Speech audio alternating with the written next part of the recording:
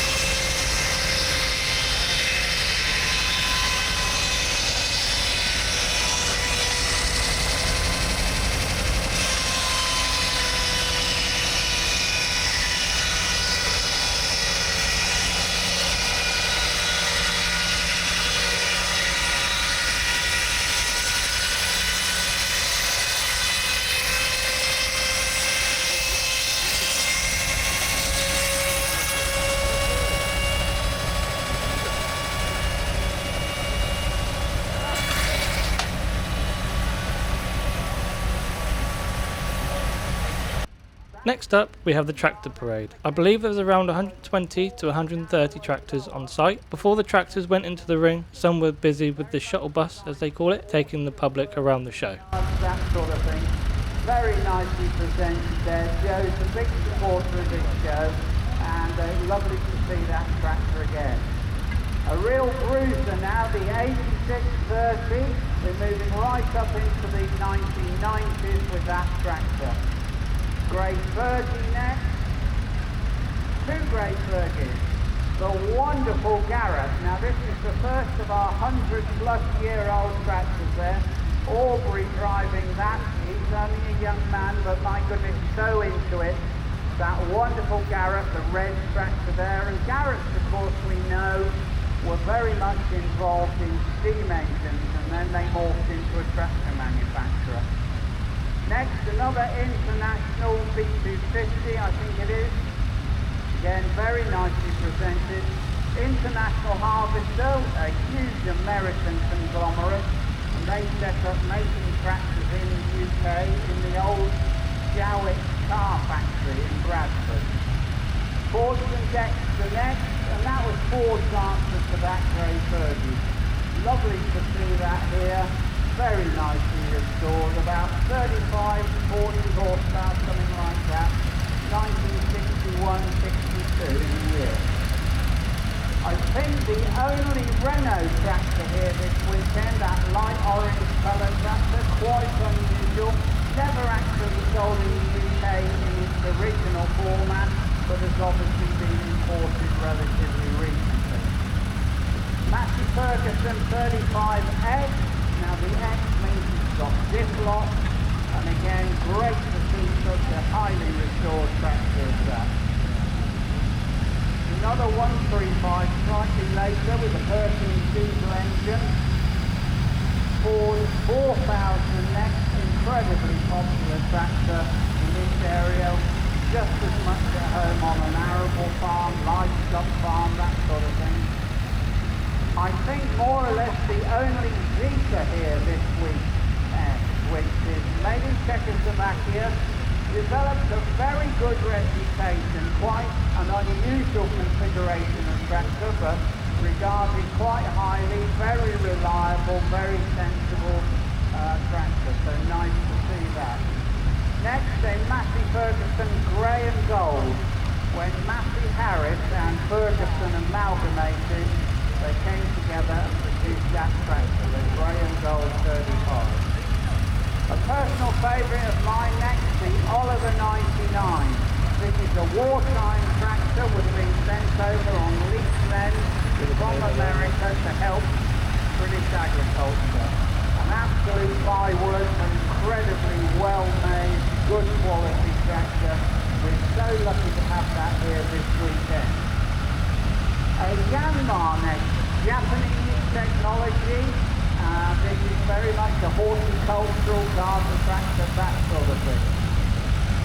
Next, a Field Marshal. My goodness, ladies and gentlemen, just look at that for a restoration. Absolutely stunning, that tractor. Single cylinder, one piston, about the size of a bucket, and absolutely stunning restoration there. Bloxham Dexter next. This is not a super Dexter, just an ordinary Dexter, 35 horsepower, again very nicely presented. Ford 4.6 next, with a new cab. So by the time tractors were being made in the 1980s, the comfort of the driver was paramount. So that cab is a safety cab, and it's also a Q cab, Q for quiet. John Deere 3130 next coming in the ring. John Deere, we know of course as market leader these days. New tractors, nobody sells more tractors than John Deere. And that one there will be, I think, early 70s, perhaps about 75, 76 in the year, with a Duncan cab on it. Next we have a Nuffield, slightly the wrong colour, but not too bad. A nice little 3-cylinder, made in Birmingham and then morphed into made in Bathgate in Scotland. Gordon's a major next, with a loader on and a muck fork. Good morning, sir. Nice local tractor. Wonderful to see these tractors really coming from all over the country here. That one with a Lamborn safety cab on. Alice Chalmers next. Now that's quite a dainty little tractor, that orange tractor, but it's built like that specifically so the tractor driver can see when he's driving through the crop. So the Alice C, that is stand out. Fortune Major next with a forage harvester on the back. And that is like a giant lawnmower, if you like. That loads the cut grass into a trailer that follows the tire. My personal favourite now, ladies and gentlemen, no more important tractor in this parade today than that wonderful standard Fortune with the plough on. That little tractor was responsible for feeding this country throughout the Second World War. Without those tractors, this country would have starved. The wonderful standard Fortune. And imagine you're ploughing with a horse and now you can do about an acre a day. Well, that standard Fortune can do 10 acres a day. So 10 times productivity. Ford 4000 next with a super reversible plough on. Very nice to see that restored tractor. International Harvester next. Ford 7710, which is about 100 horsepower with that new cab. That will be round about 1982 or 83, something like that in the year. Our oldest tractor this weekend, ladies and gentlemen, the wonderful Fordson Model F. American tractor, Henry Ford, having made the Model T, 15 million of them, he then turned his energies to making tractors, and he came up with the Fordson Model F. So by some margin, the oldest tractor here this weekend. That lovely little grey tractor with the red wheels. Field Marshal Series 2 next, that green tractor there with a very distinctive engine sound. One piston, pop, pop, pop, that goes. Multi-fuel, that'll run on anything from methylated spirits to creosote. Massey Ferguson 35 next with a 2-furrow plough on there. Again, very nicely presented. You really can't overstate the incredible quality of these restorations. This magnificent Farm Hall M next, the red one just coming in the ring. American origin, just after the end of the Second World War, they were being imported.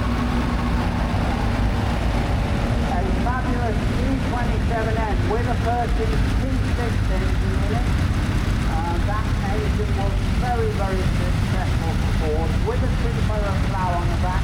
Lovely to see the unrestored tractors just as much as the restored.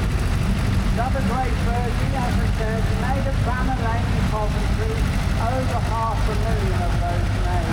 And if you ever want a definition of, well, was it any good? Well, the fact they sold 500,000 of them might have been David Brown 1419, we always said it was sunshine in that one. David Brown was incredibly successful and prominent. Multi-ton engines, tractors, Aston Martin cars, all sorts of different things they made. Another Alice B next, the orange one. Then our massive 188, again beautifully presented this tractor, because when you take all these tractors from the working life on farm, then they fall into the hands of the preservation movement. Absolutely wonderful to see that tractor here. The grey version behind it has actually a pneumatic head scupper fitted to it. Ford 5000 now with a safety cab, and that will be around about 71, 72 in the year. 75 horsepower, a tremendously successful tractor for Ford, and incredibly today actually quite a rare tractor because so many of them got exported into the third world.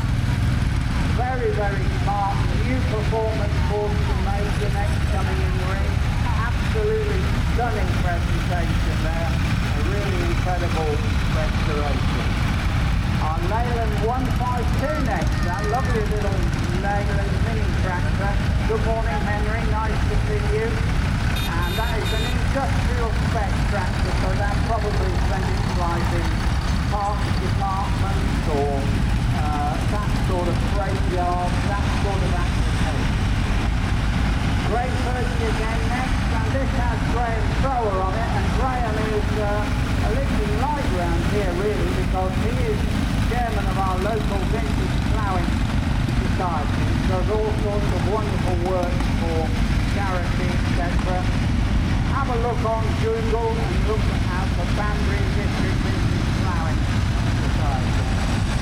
Ford 4000 next. What fun is going in all directions. Interesting, makes for a very stride and commentary, so we'll put it like that. British Anzani now, what a rare thing that is. Single furrow, the wall behind that. So it's sort of loosely known as a tractor, but more of a horticulture engine. Another very, very smart Massey Ferguson 35X with a transport box and a few thousand hay in the back. Again, to see some of these restorations, ladies and gentlemen, truly, truly amazing. A Ford 951 next, an American Ford, quite unusual in this country. Never really came to be used in anger in the UK because Ford were making tractors here as well. Another 135, this with a transport box on the back. Another Leyland 154 this time. First of our horticulturals coming in the ring now, so we haven't got enough to contend with. We've got 20 horticulturals as well. So these are basically garden tractors, and we love to see them just as much as all these monster tractors as well. Muir Hill coming in the ring now, made in Gloucester. Muir Hill was part of the Bloor Knox organisation, who were very famous for their construction equipment. This is a real beast here, 121 horsepower. Again, absolutely stunning restoration. Really wonderful to see that. If you've been into this showroom at Berlin to buy a new Muir Hill, that is what it would have looked like. Restored to its as-new condition. A really incredible example of restoration there. We love to see the restored, and my goodness, we love to see the unrestored as well. So next in the ring, the Ransom MG Tourer. Lovely little item here. This is the market garden, horticultural application.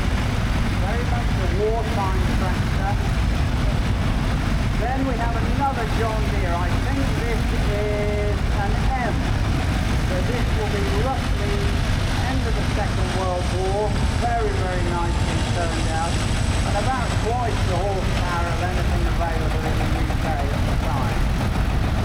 And so they're still coming in, ladies and gentlemen. Absolutely amazing. International BC50 next, again made of Bradford in England. Lovely to see that here. Slightly later international following that, the B75 I think. Grey Fergie, again as we've already said, 530,000 of those made over the years.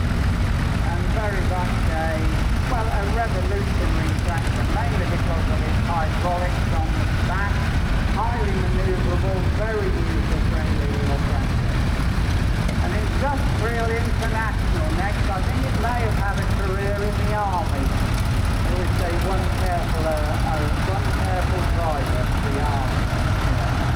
Another Grey Fergie following it, and still they're coming in, my goodness, ladies and gentlemen. What a privilege to see this young man here. He's a bit of a refugee from shows up north. So absolutely wonderful to see that international. Another Field Marshal. We're doing very well for Field Marshals today. The Field Marshal, we know that Marshals were so successful with their steam engine manufacturing, and then they morphed into a tractor manufacturer.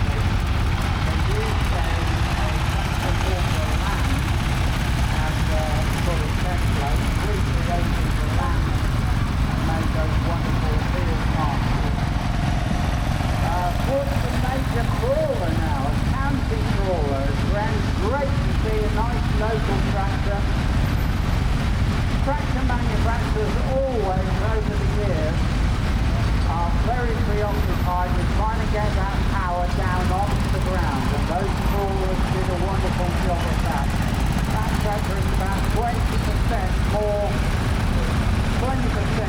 efficient because of the particular tractor. Maybe Brown Crop Master next.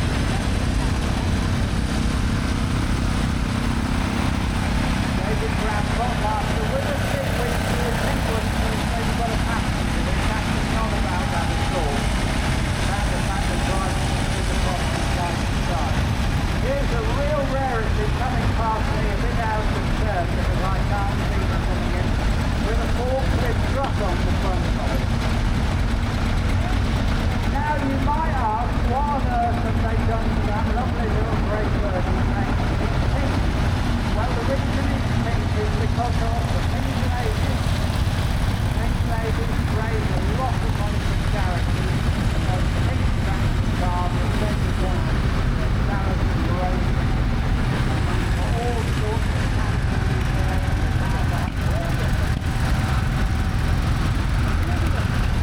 Nice Master Ferguson 35 next, again with a trailer on the back. I hope they've all paid to ride round this morning.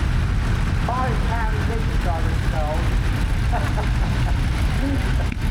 A 152, now there's a rare little tractor for you. That's the French 152, which is an Orchard tractor, Master Ferguson Orchard tractor. Now, a Caterpillar, my goodness, it's 100 years of Caterpillar production this year. It's so pleased to see these two Caterpillars here. And for the technically minded, one of very few tractors here with two engines. Because you start that little crawler on a petrol donkey engine, and then it kicks in and starts the main tractor engine. BMG6 next, the McCormick, made in the UK but from an American design. McCormick International was just getting started in the UK, and they made the McCormick standard BWG6. Well, my goodness, ladies and gentlemen, just look at that for an eyeful. What an incredible sight we have got for you. It is a huge tribute to the organisers of this section to be able to get this number of tractors here to a field in the middle of nowhere is pretty incredible. they deserve a huge, huge race of tractors. Because of the number of tractors, we aren't going to have a static park-up and talk to the drivers because we just don't have time anymore. But an absolute joy to commentate on such a diverse lot of different tractors, really spanning over 100 years, 104 years is the oldest tractor. And I put down a challenge to you, what tractor are we going to buy new today and it'll still be running in 100 years? And my goodness, you have to scratch your head and think about that. Most of them today, you get 10 years out of them done well. So really an absolutely extraordinary track. Could you all, ladies and gentlemen, will you give them a round of applause for a fantastic display? Thank you so much everybody for taking part. My role as a commentator is greatly, greatly limited by having so many wonderful tractors to talk about.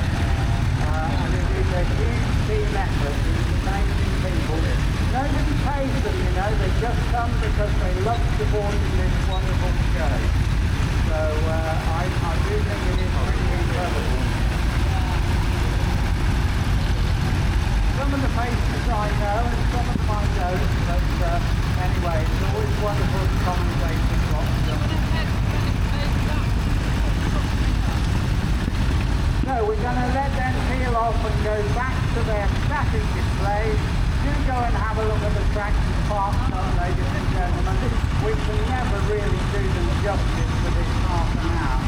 But my goodness, static display, really wonderful tractors here this weekend. I think the vast majority will be English tractors, one or two French, one or two American. But predominantly we are talking about UK tractors. And just stop and think for a minute, because over the last 100 years these tractors have produced the food that feeds this country.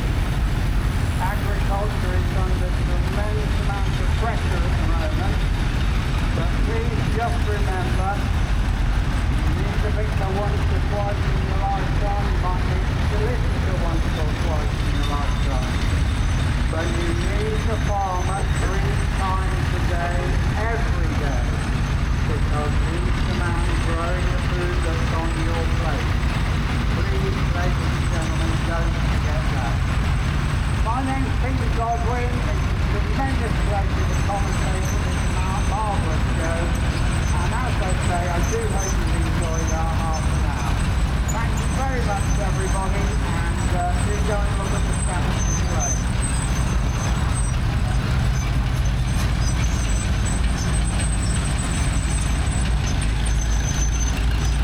Further thank you to Peter Godwin. Your commentary, always appreciated. So as we start to do the tractor show quick in the main arena, we will be going on to the presentation of the Savile Cup, best tractor of the show.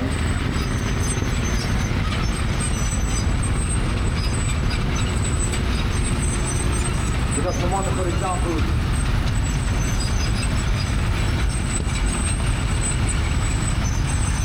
Wonderful examples of tractors here for you this weekend. And as I mentioned previously, and as Pete mentioned, over 120 entrants this year, which is the biggest number we've had today.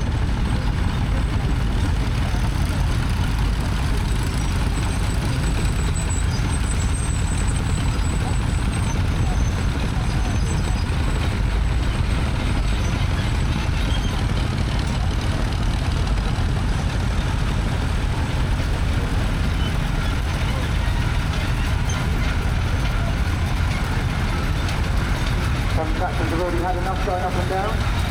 Some of them going to hurt them more than others by the look of it. But they're all a great job as always.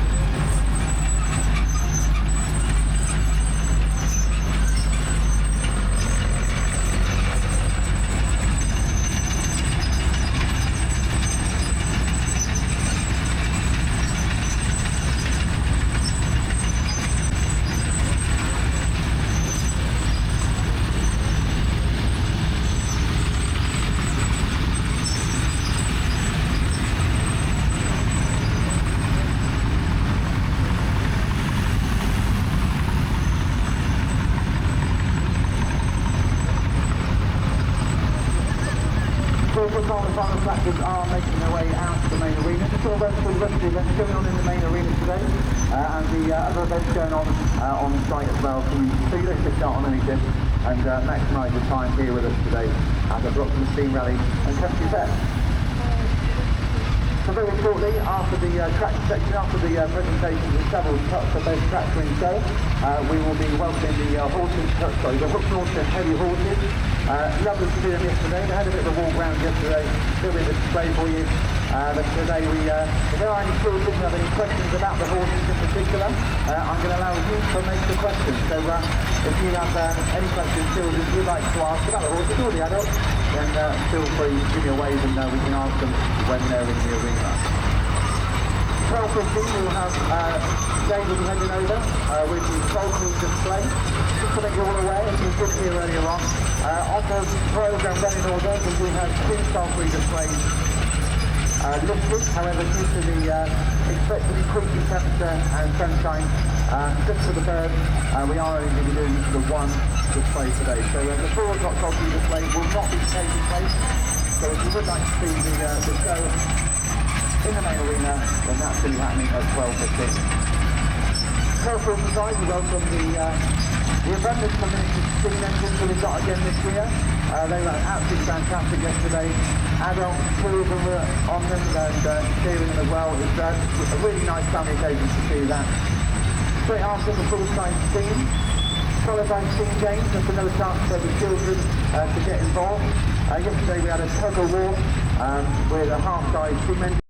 At Bloxham this year, they held a special, where they got the remaining 3 engines that worked for the thrashing department for the Oxford Ploughing and Thrashing Company. These were Marshall Ensham Hall, Marshall Old Nick, and a rare steam engine that were built in Banbury, a Lampit, which you can see is in an unrestored condition. This engine had not been at Bloxham since 1973 and had been living in France before moving back to England. There was also a John Allen and Sons roller, which these engines were built in Oxford. I believe these engines were made of Fowler parts, but also their own designers as well. This one was built in 1898 and is known to be the sole survivor of 3 ever made. They also had other engines that worked in Oxfordshire, like this Aveling and Porter roller, which worked in Oxfordshire all its life. Next up, we have engines owned by some of our friends. We have a Fowler agriculture engine, a Clayton and Shuttleworth agriculture engine, an Aveling and Porter R10 roller. As some of you may know, this Aveling and Porter is in the channel's banner, and there's a reason for this. When the owner went to purchase the engine, myself, Dad and the owner took the engine around Hampshire for a test drive, which we all took it in turns. The owner has now called the engine Lady Charon after his late wife. There were 2 plough engines at Bloxham this year, however this particular engine is rather special.